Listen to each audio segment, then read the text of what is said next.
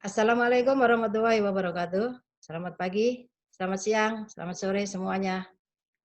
Kali ini saya akan membahas notasi sigma yang masih merupakan bagian dari induksi matematik. Induksi matematik terdiri dari dua, yaitu induksi matematik sendiri yang kemarin sudah kita bahas, kemudian yang kedua adalah notasi sigma.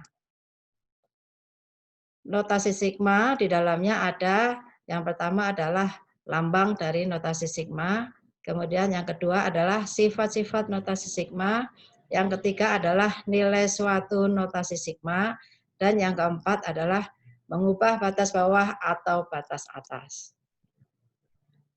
Yang pertama kita bahas yaitu notasi sigma. Notasi sigma itu lambangnya E, E terbalik ya, atau E, ini ada lambang sendiri nih, adalah cara singkat atau pelambangan dalam menuliskan penjumlahan beruntun suku-suku barisan bilangan yang mempunyai pola tertentu. Notasi sigma, K-nya mulai dari angka 1 sampai dengan N, dari UK, maka K-nya harus diganti dari angka 1. Dan terakhir adalah N, U1 ditambah dengan U2, ditambah dengan U3, ditambah dengan dan seterusnya sampai yang terakhir adalah UN. Contohnya yaitu notasi sigma dari AI, I-nya mulai dari angka 1 sampai dengan yang terakhir 6. Maka merupakan penjumlahan berurut A1 plus A2 plus A3 plus A4 plus A5 plus A6. Contoh yang kedua, notasi sigma K kuadrat, K-nya mulai dari angka 1 dan berakhir di angka 5, maka K-nya diganti dengan angka 1, 1 kuadrat ditambah 2 kuadrat ditambah 3 kuadrat, ditambah 4 kuadrat, ditambah 5 kuadrat, dan kalian bisa menjumlahkan hasilnya. Contoh yang ketiga yaitu notasi sigma dari 3B ditambah 2, B-nya mulai dari angka 4 sampai dengan 6. Maka B-nya diganti mulai dari angka 4, 3 kali 4 ditambah 2, ditambah 3 kali 5 ditambah 2, ditambah 3 kali 6 ditambah 2, dan hasilnya adalah 14 ditambah dengan 17 ditambah dengan 20. Kalian bisa menghitung sendiri. Oke, kita lanjutkan. Yang kedua, sifat-sifat notasi sigma.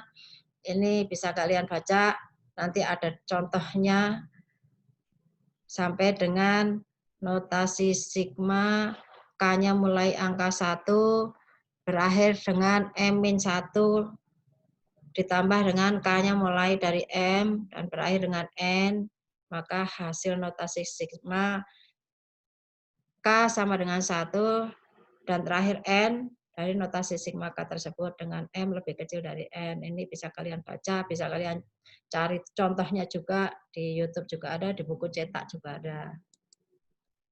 Contohnya, diketahui notasi sigma N-nya sama dengan 6 sampai dengan 25 PI.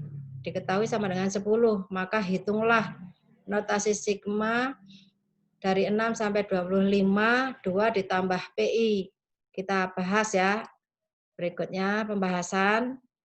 Sesuai dengan sifat-sifat notasi sigma, maka penjumlahan ini bisa kita jabarkan. Yaitu notasi sigma N sama dengan 6 sampai dengan 25 dari 2 ditambah dengan notasi sigma N mulai dari 6 sampai dengan 25 ditambah dari PI. Karena mulai dari angka 6, kita akan mengubah mulai dari angka 1 sampai dengan 25. Maka ini harus dikurangkan dari mulai dari angka 1 sampai dengan angka 5 dari notasi sigma 2. Kemudian berikutnya 2 kalikan, karena ini notasi sigma mulai dari angka 20, mulai dari angka 1 dan berakhir 25 konstanta, maka 2 kalikan 25 dikurang dengan 2 kalikan yang terakhir adalah 5, maka 2 kalikan 5 ditambah dengan 10. Ini bisa kita hitung 50 dikurang 10 ditambah dengan 10 hasilnya 50. Kita lanjutkan, berikutnya adalah nilai suatu notasi sigma.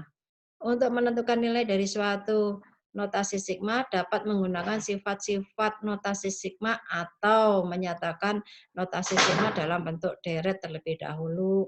Ini dua-duanya sudah ada contohnya. Nah, ini contoh soal